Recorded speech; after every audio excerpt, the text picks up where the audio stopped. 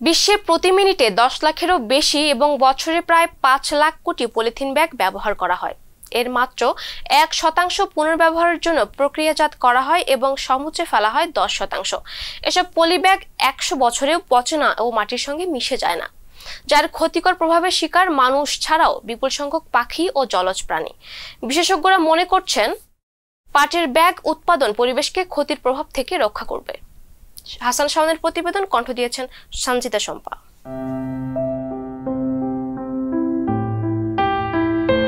5 June পালিত হল বিশ্ব পরিবেশ দিবস। দিবসটির এ বছরের প্রতিপাদ্য ছিল প্লাস্টিক দূষণকে পরাজিত করুন। এই দূষণ রোধের একমাত্র উপায় প্লাস্টিক পণ্যের বিকল্প।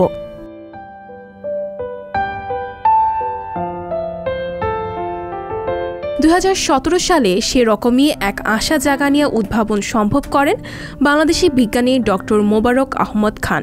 তিনি পাট থেকে টেকসই ও স্বল্প ব্যয়ে মাটিতে পচে যায় এমন ধরনের পলিথিন ব্যাগ উদ্ভাবন করেন। এত বছরেও আলোর মুখ দেখেনি এই ব্যাগের বাণিজ্যিক উদ্ভাবন।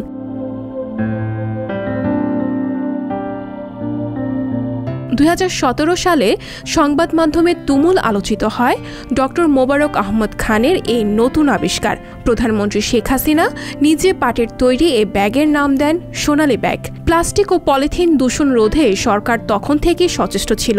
সরকারি সংস্থা এই সোনালী ব্যাগের বাণিজ্যিক উৎপাদনে সক্রিয় হয়। 2018 সালের 2 অক্টোবর পাট থেকে সোনালী ব্যাগ বাণিজ্যিকভাবে উৎপাদনের জন্য যুক্তরাজ্যের কোম্পানি ফিউটামুরা কেমিক্যাল লিমিটেডের সঙ্গে বিজিএমসির একটি সমঝোতা স্মারক স্বাক্ষরিত হয়, কিন্তু কোম্পানি পরে চুক্তি মানেনি।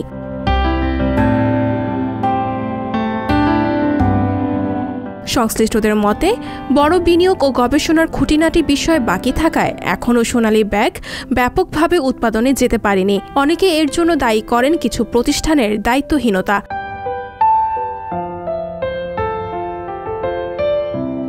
সম্প্রতি একটি সংবাদ মাধ্যমে দেওয়া সাক্ষাৎকারে সোনালী ব্যাগের আবিষ্কারক ও বিজিএমসির বৈজ্ঞানিক উপদেষ্টা ডক্টর মোবারক আহমদ খান জানান, পৃথিবীতে আরও অনেক দেশ এটি নিয়ে কাজ করছে, তারাও এর মধ্যে আবিষ্কার করে ফেলতে পারে, বাকিটুকু আমার ক্ষমতার বাইরে।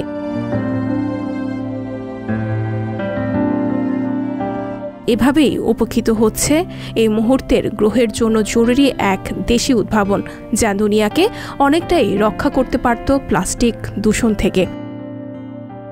সঞ্জিতা শম্পা, সংবাদ প্রকাশ।